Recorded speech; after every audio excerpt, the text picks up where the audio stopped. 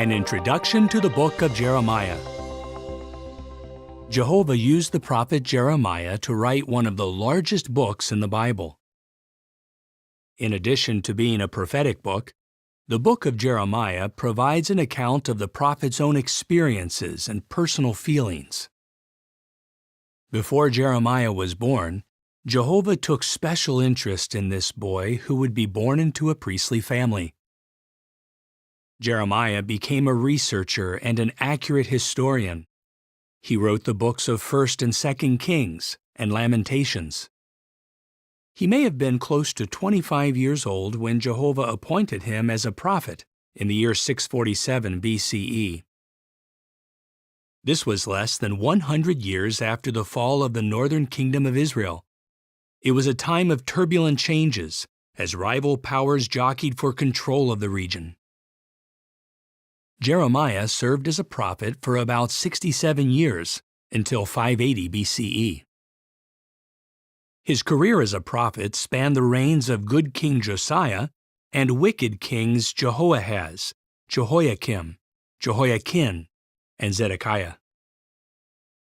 Jeremiah had been a prophet for about 40 years when in 607 BCE, Jerusalem and the temple were destroyed, and a remnant of survivors taken captive to Babylon.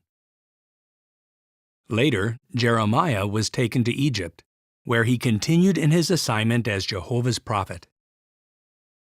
The book of Jeremiah was completed in 580 BCE, 27 years after Jerusalem's destruction. The prophets Nahum, Habakkuk, Obadiah, and Ezekiel were also inspired to write during this time period. The prophet Daniel was another contemporary, but he did not complete his book until about 536 BCE. The book of Jeremiah contains 52 chapters. The events are not written in chronological order, but according to subject.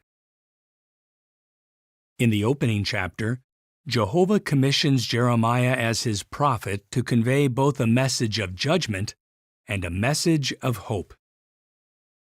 Chapters 2 to 24 include Jehovah pronouncing judgment on the people of Jerusalem for such wicked actions as idolatry and violence. At Jehovah's direction, Jeremiah smashes an earthenware flask to illustrate that God would punish the nation for its bad conduct. Chapters 29 to 34 contain comfort for faithful Jewish exiles.